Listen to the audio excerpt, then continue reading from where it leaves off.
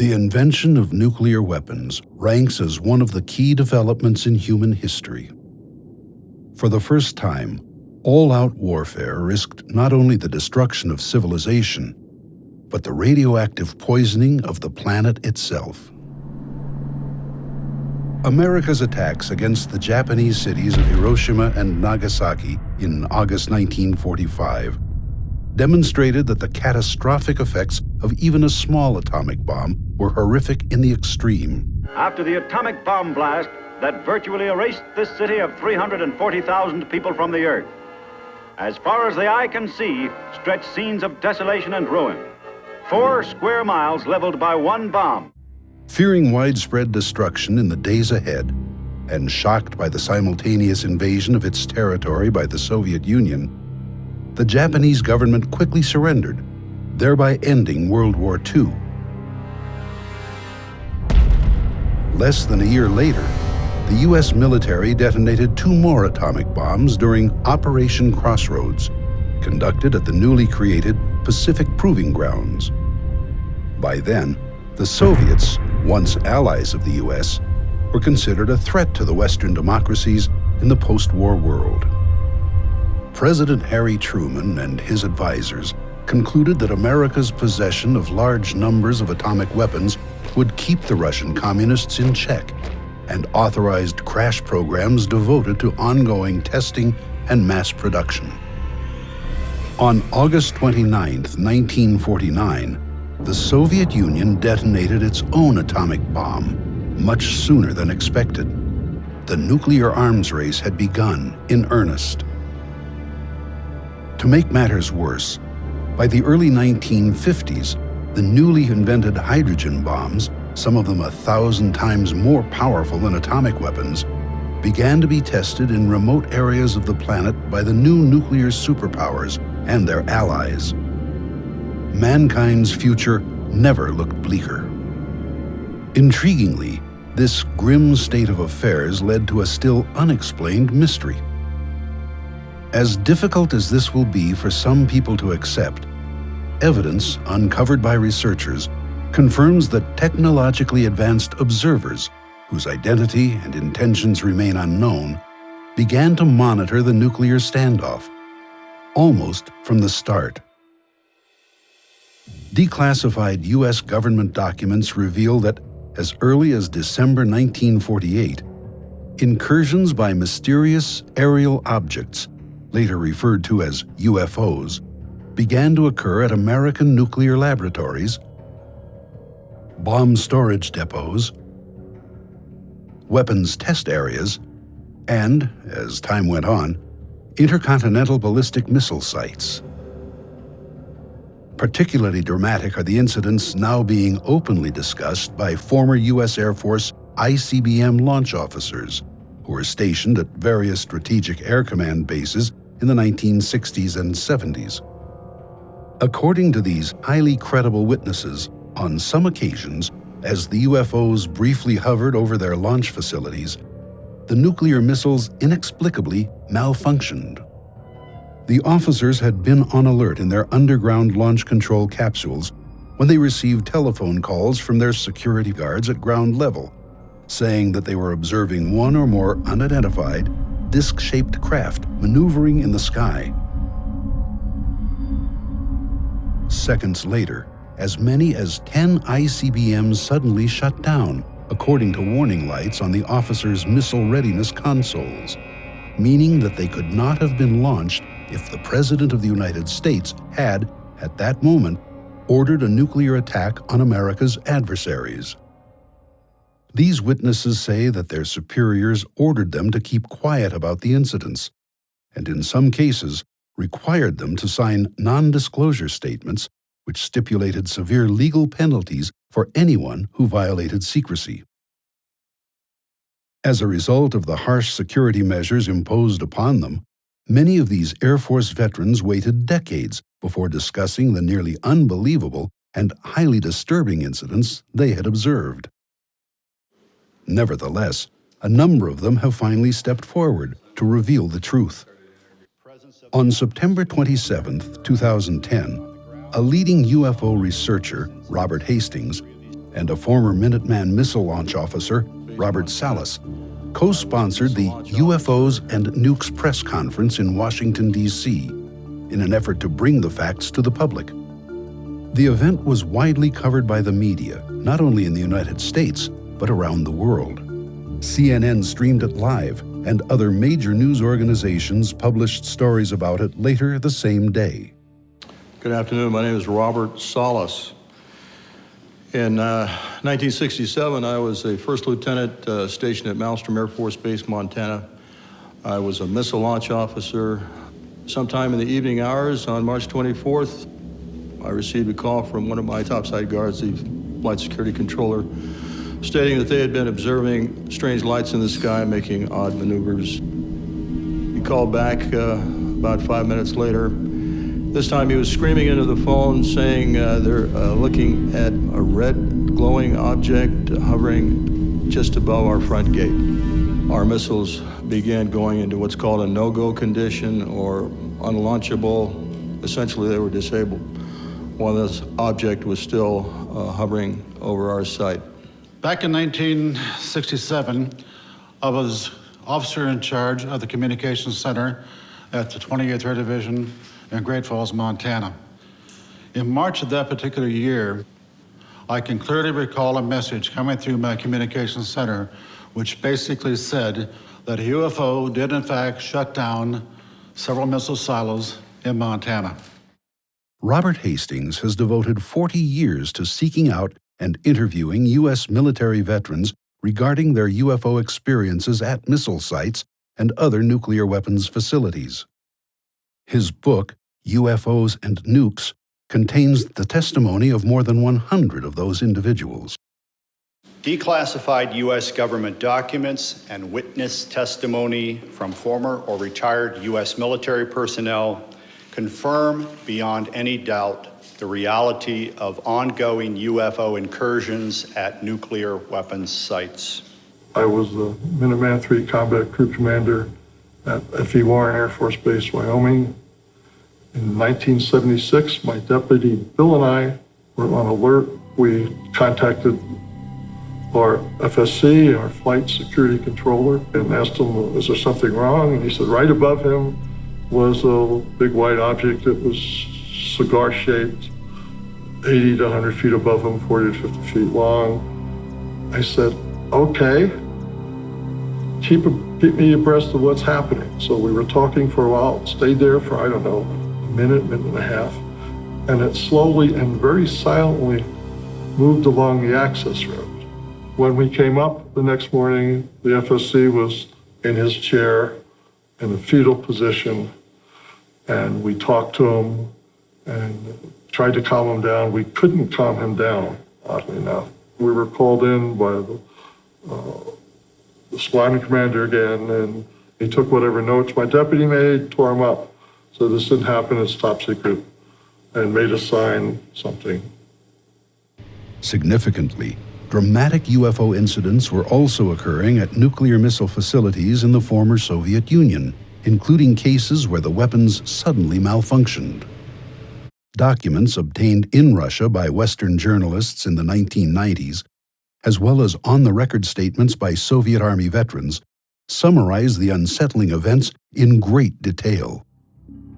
These revelations make clear that both American and Soviet nuclear missiles were subjected to ongoing surveillance and, from time to time, deliberate tampering by whoever was piloting the UFOs during the long, tense confrontation known as the Cold War.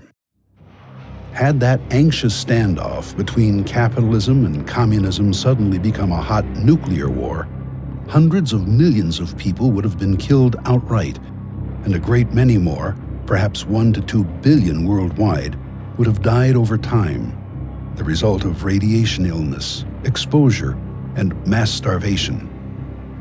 Indeed, a great many species and ecosystems on Earth would have been devastated by such a war. But what were the mysterious missile disruptions, as described by American and Soviet military veterans, meant to convey? Were they a demonstration of the unknown observer's ability to interfere with these weapons at will?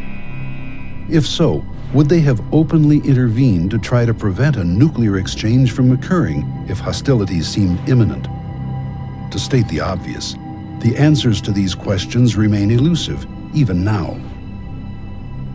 But if all of this is true, what exactly is going on? Who or what is piloting the amazing aerial craft we call UFOs?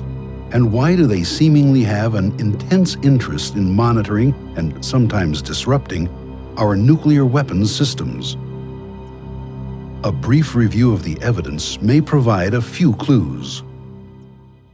U.S. government documents released through the Freedom of Information Act confirm that unidentified aerial objects, described as flying discs and flying saucers, began to be sighted around the Los Alamos Atomic Laboratory in New Mexico, the birthplace of nuclear weapons, as early as December 1948. 3 years earlier, on July 16, 1945, the lab had tested the first atomic bomb in the desert near Alamogordo, just weeks before the devastating attacks against Japan. Although shrouded in secrecy for decades, the declassified documents reveal that UFOs appeared with alarming frequency, not only at Los Alamos, but also at its sister laboratory, Sandia, in Albuquerque throughout the 1950s. Other declassified documents discuss ongoing UFO sightings at the Oak Ridge Nuclear Laboratory in Tennessee, the Hanford Plutonium Processing Plant in Washington State, and the Savannah River Complex, another plutonium manufacturing site in South Carolina.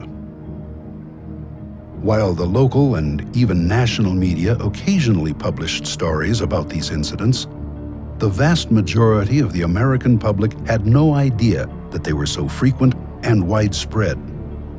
Nevertheless, according to military intelligence officers, a worrisome pattern had begun to emerge.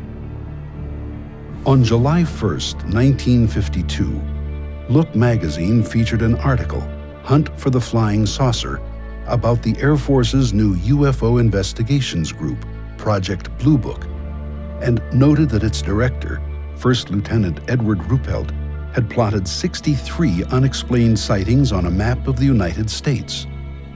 At that point, it was discovered that a, quote, ominous correlation existed between some of the sightings and the location of various atomic weapons installations. Later that year, the CIA took notice of the situation, as this memorandum reveals. Dr. H. Marshall Chadwell, Assistant Director of the agency's Office of Scientific Intelligence, wrote, quote, sightings of unexplained objects at great altitudes and traveling at high speeds in the vicinity of major U.S. defense installations are of such nature that they are not attributable to natural phenomena or known types of aerial vehicles. UFOs also visited the newly created Nevada Proving Ground, located 60 miles northwest of Las Vegas, where new and improved atomic devices were being tested. Civilians living near the proving ground often observed the aerial discs, sometimes flying in large formations, and subsequently notified the Air Force and the local media. At the same time, U.S. Army personnel engaged in field maneuvers at the test site, designed to expose them to atomic battlefield conditions, also reported seeing the UFOs. Meanwhile, other sightings were occurring at the remote Pacific Proving Grounds, where ongoing tests of the far more destructive hydrogen bombs were taking place, as the U.S. tried to outpace the Soviets in the new technology of warfare. The chief purpose of the nuclear tests was to create a powerful but lightweight bomb that could be easily transported aboard an aircraft, the primary delivery system during that era. Had the United States been attacked by the Soviet Union, the U.S. Air Force planned to launch hundreds of strategic bombers against that country and its communist allies. Flying over the Arctic region, they would deliver their deadly payloads a few hours later. At the same time, Soviet bombers would be racing toward North America and Western Europe, carrying their own hydrogen bombs, intent on massive retaliation. If this were not enough, the nuclear standoff entered a new and even more menacing phase in the early 1960s, with the first deployment of intercontinental ballistic missiles. Traveling at more than 15,000 miles per hour, these space-age weapons could deliver their massively destructive warheads to targets on the other side of the globe in less than half an hour. That shockingly brief period was later reduced to less than 10 minutes, once US and Soviet missile-carrying submarines began to be deployed just off each other's coasts.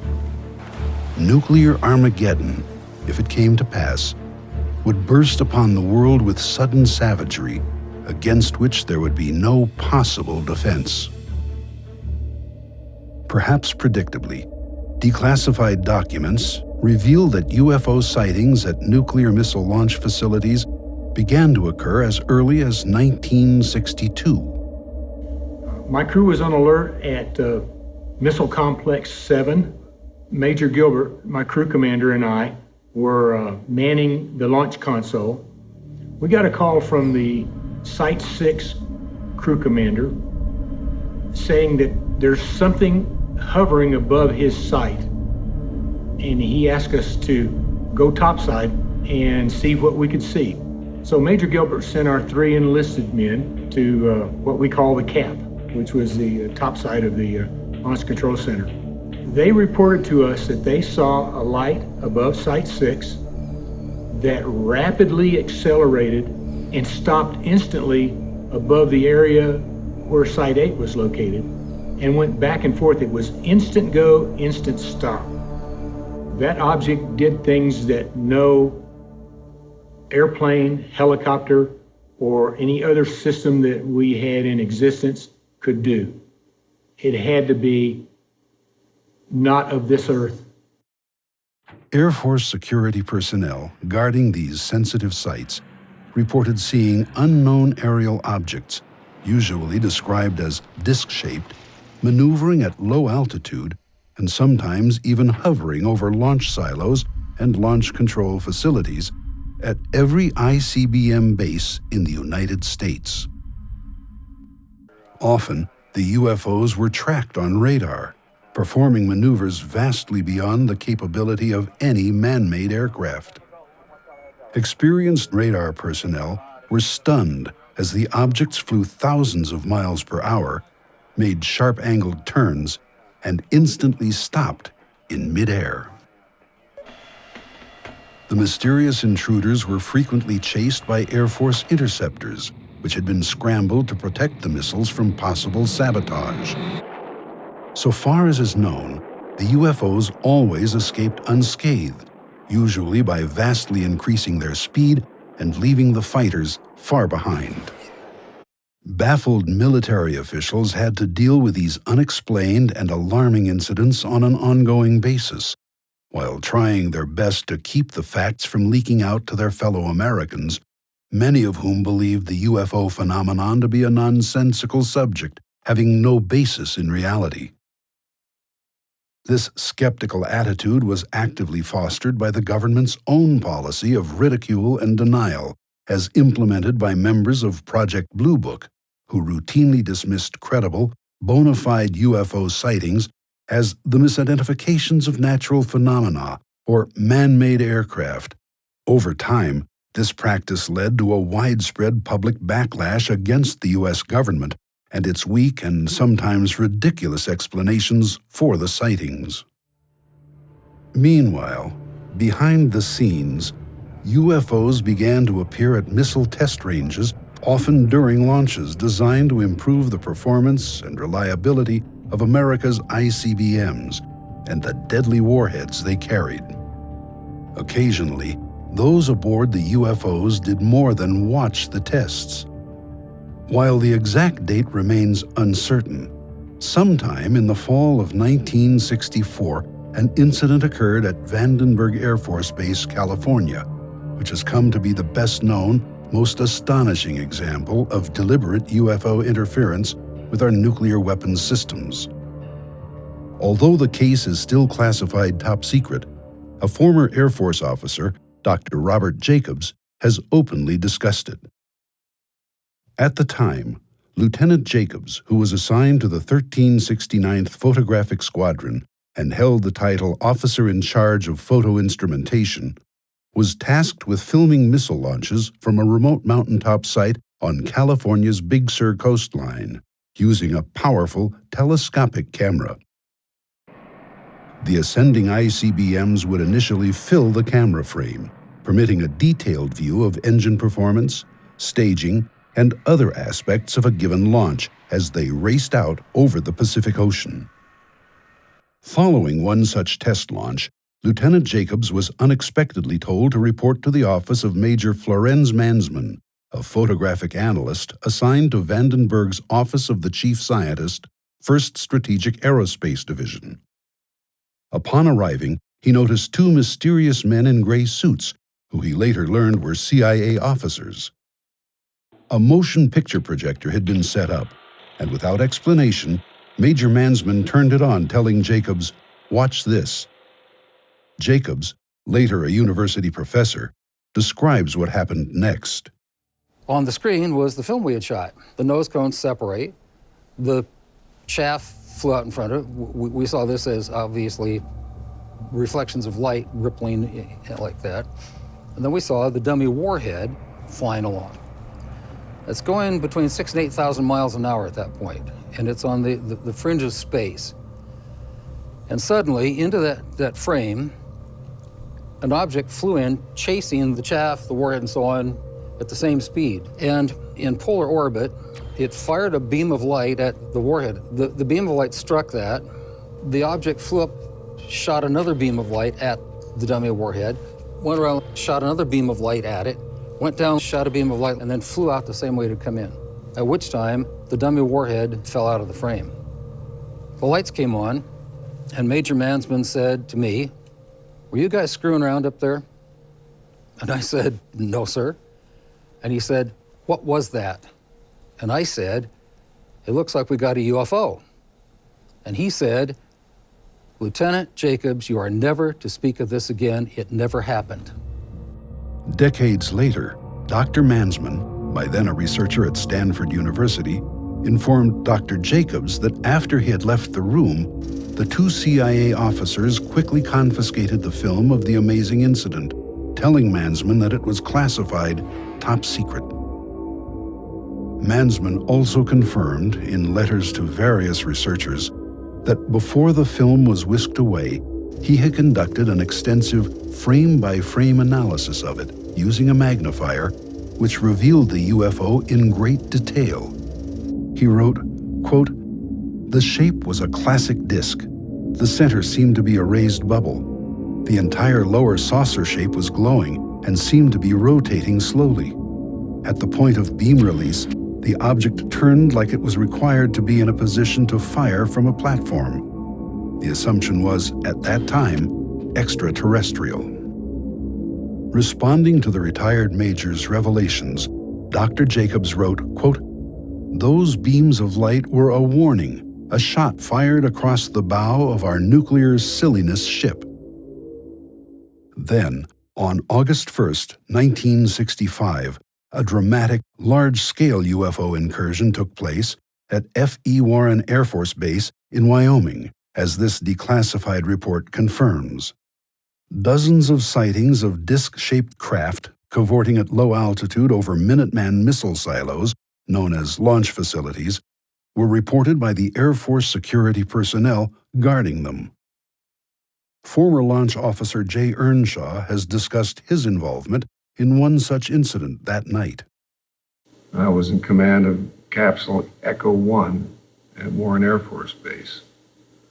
Got a call about 3:30 in the morning, somewhere that time, from the flight security controller above, who said that, "Sir, there's some strange objects out there." I says, "What do you mean?" And turns out that he had observed, along with the rest of his response team members, what looked like 5 to 6 oblong lights stacked on top of one another, just outside the gate at Echo 1. They didn't seem to cause any particular damage They didn't seem to put out any beams of light or anything else like that. They simply were there, stacked up. It was rather a benign incident at the time. The paperwork all disappeared. Over the next 2 years, similar UFO incursions also took place at Minot Air Force Base, North Dakota, and Ellsworth Air Force Base, South Dakota. Although those disturbing incidents were reported in official records at the time and occasionally leaked to the media, many of the details only emerged decades later in the testimony of former missile launch officers. I was on duty at Echo, which is our squadron command post. We had strike teams respond to alarms from the missiles. They were 3 to 5 miles away. And they jumped in their trucks and went roaring out there and called me back and said, "Sir, for lack of a better description, there's a flying saucer hovering over that missile, and there's a beam of reddish light going down to it." I assume they were taking data with that beam. It wasn't destructive as far as I know. It had to be a data collection thing. I'm sure they scanned the warhead or something. Although the Air Force could not yet know it, the most dramatic nuclear weapons-related UFO incidents were about to occur. During the pre-departure crew briefing, it was mentioned that some missiles at November flight had gone off alert. We reached the launch control facility. We entered the gate after giving the appropriate password, and the above-ground personnel briefed us on what had happened. And essentially, we were told by site manager that an object had been sighted out the windows with flashing lights, and it was probably about 80 to 100 feet in diameter. It then went to our main gate where it hovered, and when we debriefed the underground launch crew, they indicated that all the missiles that they controlled had gone off alert at the time that object had been hovering next to the main gate. My crew commander, Major Tollerud, told me that he had received a call overnight, evidently while I was on rest break below ground, and saying that we as a crew were never to speak about this again. This was a very serious incident. I mean, something to take our nuclear-tipped missiles off alert. It was something that we had never been prepared for. The same year that these amazing events were unfolding in secrecy, Secretary of the Air Force Harold Brown appeared before a congressional hearing and dismissed the idea that information about UFOs was being kept from the American public. We have not been hiding anything. The investigations have been made public. The explanations of those where there is a clear explanation have been made public. The hearing this morning was public for just that reason. Brown's claims have now been discredited, but the strict security measures imposed on military witnesses at the time meant that decades would pass before the public learned the facts about UFO activity at nuclear missile sites. In any case, the next known incident, at Malmstrom Air Force Base, Montana in March 1967, left no doubt that those aboard the UFOs were intent on disrupting the functionality of American ICBMs in their underground silos. On March 16th, at Echo Flight, a missile security guard reported that a large round object had suddenly appeared in the sky and was hovering at low altitude, directly over one of the missile silos. Moments later, the entire group of 10 ICBMs mysteriously malfunctioned.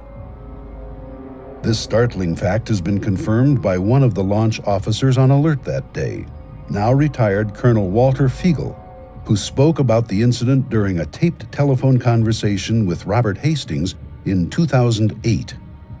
Fiegel said that in response to the missile guard's UFO report, he had sent out 2 security alert teams, one of which confirmed the presence of the object.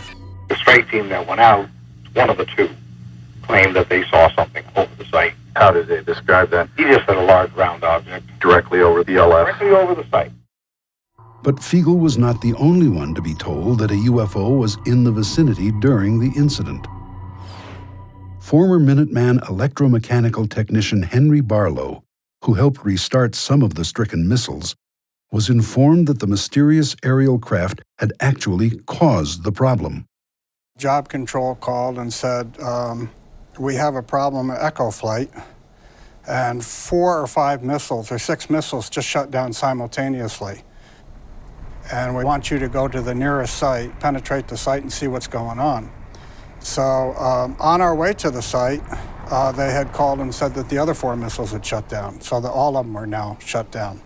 At that time, they said UFO activity in the area, and we had heard this on and off for many times when we were out at the missile sites that Job Control would call and say, you know, we have reports of UFO activity in your area, keep your eyes open. And I think we covered 3 or 4 sites, and they were sending other teams out from the base. We had to go to Echo 1 to stay for the night there and get 8 hours of sleep before we headed back to the base.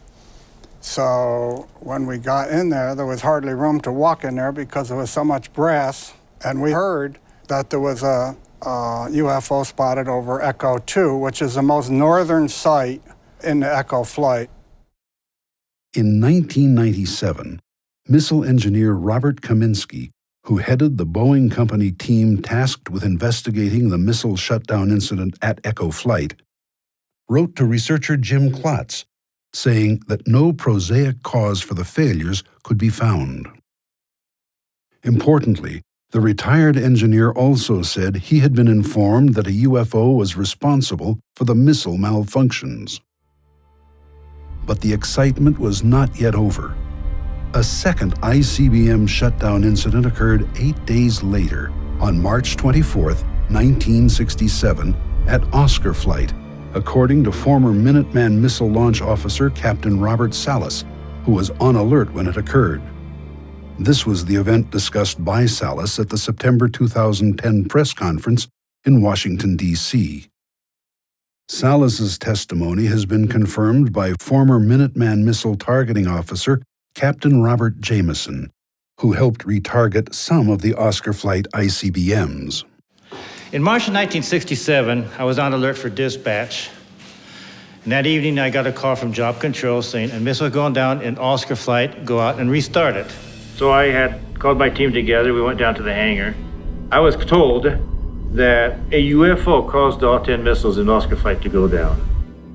Although this ominous situation undoubtedly concerned those in the know at the Pentagon, the chief of Project Blue Book, Major Hector Quintanilla, nevertheless presented a brave face when he spoke with reporters in response to a public uproar over nationwide UFO sightings. After almost 20 years and after having investigated over 9,000 cases, the Air Force has determined that the UFO phenomenon does not present a threat to the national security of the United States. These same claims were made when the Air Force announced the closure of Blue Book in December 1969, at which time it again emphasized that no evidence existed to indicate that UFOs posed a threat to the country's security. While many Americans may have believed this to be true, in reality, the UFOs continued to monitor our nuclear weapons program, as this Reuters news agency article confirms. In August 1973, one of the mysterious craft, dubbed a ghost ship, was tracked on radar maneuvering near a dummy nuclear warhead in flight as it raced toward a splashdown in the Pacific Ocean near Kwajalein Atoll. This story cited information from unnamed scientists working for the U.S. Army's ballistic missile program. This intriguing report suggests that the earlier Big Sur incident, as revealed by former U.S. Air Force Lieutenant Robert Jacobs and retired Major Florenz Mansman, was not unique. Although this weapons test a decade later was apparently successful, it's clear that UFOs have maneuvered near our dummy nuclear warheads in flight on more than one occasion. In the years that followed, other UFO incidents continued to occur at various nukes-related locations throughout the U.S. According to declassified documents, 2 B-52 bomber bases, Loring Air Force Base, Maine, and Wurtsmith Air Force Base, Michigan, were targeted by unknown aerial craft in late October 1975. Although initial reports referred to unidentified helicopters, one witness at Loring, Sergeant Stephen Eichner, later wrote that he had observed, quote, an elongated football as long as 4 cars and reddish-orange in color, briefly hovering near the nuclear weapons storage area. The object then zoomed away. 1 week later, back at Malmstrom Air Force Base, as many as 7 UFOs were sighted and tracked on radar as they intermittently maneuvered near and hovered above various Minuteman missile sites over a several-hour period. According to numerous North American Aerospace Defense Command log entries released via the Freedom of Information Act, the UFOs were also unsuccessfully pursued by F-106 jet fighters before finally leaving the vicinity. One of the craft was apparently close enough to the ground to be described by security forces as a, quote, orange-white disk object. At the Pentagon, the National Military Command Center was so alarmed by the UFO incursions at Strategic Air Command bomber and missile bases that a Security Option 3 order was issued, placing the Air Force's entire nuclear weapons force on high alert. Despite official efforts to suppress the facts, all of this eventually became known as military and intelligence agency files were involuntarily released to the public via the Freedom of Information Act. If all of this were not enough, the next major UFO event really rocked the Pentagon. In late 1980, at the RAF Bentwaters Base in Suffolk, England, then leased by the U.S. Air Force, a series of bizarre incidents left no doubt that something very strange was taking place. In the early hours of December 26th, a small group of Air Force security policemen noticed an unusual light in nearby Rendlesham Forest. They approached it on foot, only to discover a strange, triangular-shaped craft. After an indeterminate period of time, the unknown object silently raced skyward and disappeared.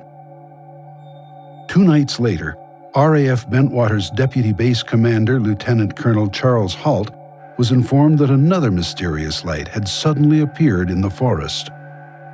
Halt quickly assembled a small team of security policemen to investigate.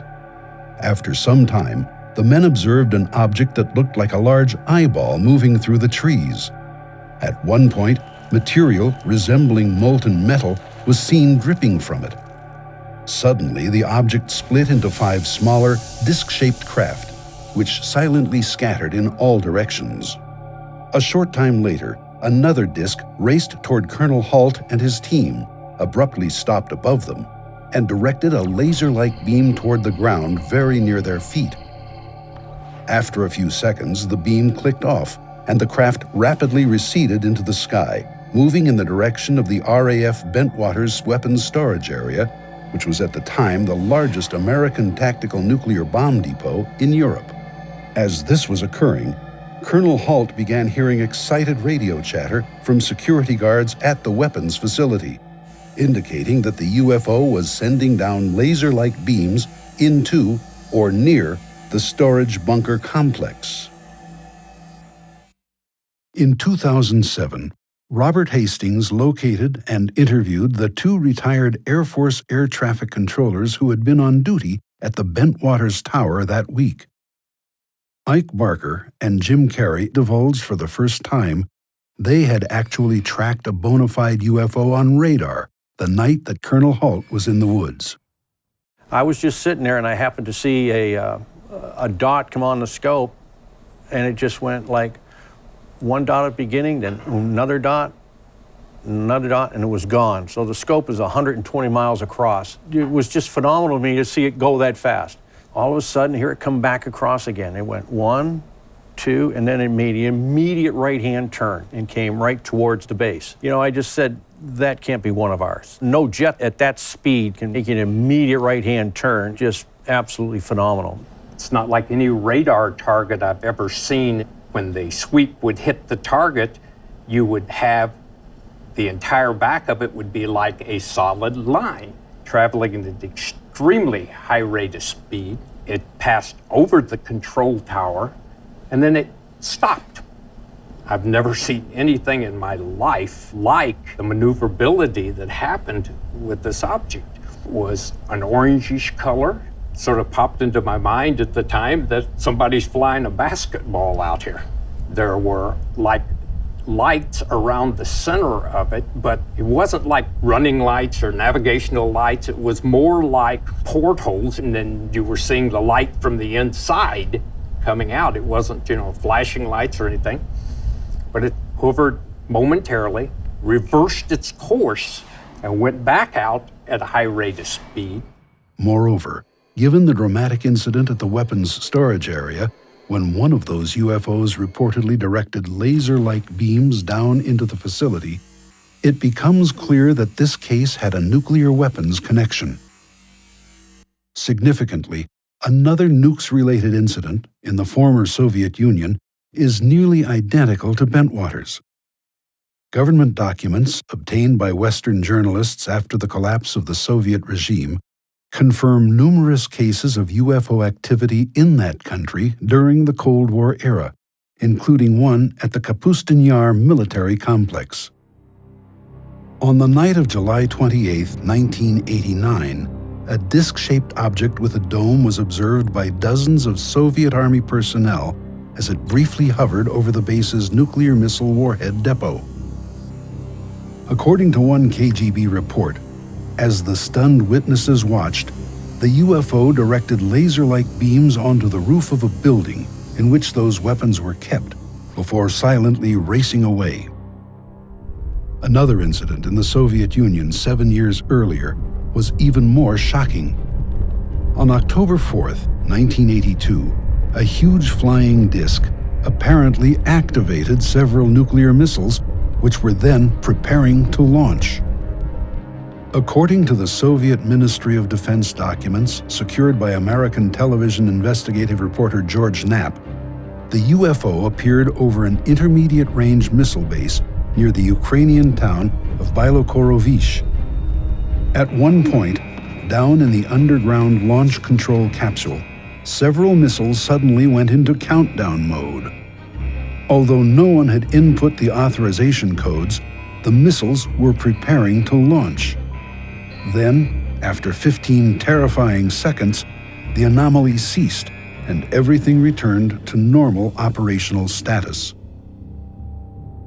This potentially disastrous incident was nearly identical to one reported to Robert Hastings by former U.S. Air Force launch officer David Sur, who said that a UFO had activated the launch sequence in several of his Minuteman missiles at Minot Air Force Base, North Dakota, one night in 1966. As this object passed over the missile site, we would start getting erratic indications on that missile. The bad thing was we also got a launch indicator. Does that mean that the launch sequence has been triggered? That means that the missile has received a launch signal. In that case, Schur and his commander had to flip an inhibit switch to disrupt the unauthorized countdown. But were those aboard the UFOs actually trying to start a nuclear war? Having investigated these incidents for decades, my opinion is that those who pilot the UFOs are visitors from elsewhere who are engaged in these provocative actions at American and Russian nuclear missile sites to send us a message that we humans are playing with fire, that to engage in nuclear warfare is essentially suicide. Importantly, these dramatic incidents continue to occur long after the end of the Cold War. Several U.S. Air Force veterans have reported new UFO incursions at nuclear missile sites and weapons storage areas in the very recent past. The most important case occurred on October 23, 2010. This is CNN Breaking News. The breaking news involves a power failure that shut down a major part of the U.S. nuclear missile arsenal. Let's go to our Pentagon correspondent, Chris Lawrence. Wow, Chris, what do we know? Well, Wolf, this happened out in Warren Air Force Base out in Wyoming, and bottom line is this. For less than an hour, about an hour on Saturday, the base lost primary communication with about 50 intercontinental ballistic missiles. Although widespread media coverage of the incident contained no hint of any UFO reports, a subsequent investigation yielded intriguing information about a series of still unexplained sightings occurring during the communications disruption. According to confidential Air Force sources known to Robert Hastings, various missile maintenance teams responding to the problem reported observing a huge cigar-shaped object maneuvering in the sky above the missile field. These persons emphatically state that the craft was not a blimp because no passenger gondola, propellers, or stabilizing tail fins were visible, and there was no corporate logo or other advertising on its hull. The anomalous nature of the object was all but confirmed when these teams returned to the base.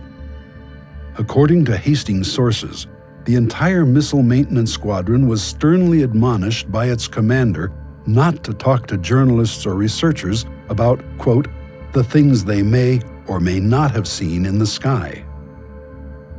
Despite these revelations, the Air Force officially maintains that the massive communications disruption was caused by an improperly replaced circuit card, following repairs on a weapons system processor. Nevertheless, key personnel who were in a position to know the facts have described multiple independent UFO reports during the incident, which were allegedly suppressed by command-level officers. This program has only scratched the surface. Declassified documents and eyewitness testimony suggest that incidents involving UFO activity at nuclear weapons sites now number in the hundreds. Robert Hastings has urged military veterans to contact him at his website regarding their knowledge of these events, so that a more complete picture of the situation can emerge. He believes that people everywhere have a right to know the facts. This is history. Hidden history, to be sure, but tremendously important. Scientists laugh at UFOs. The media generally ignore them. Billions of people worldwide think this subject is nonsense. And yet, what has been unfolding behind the scenes for more than half a century is nothing less than astounding.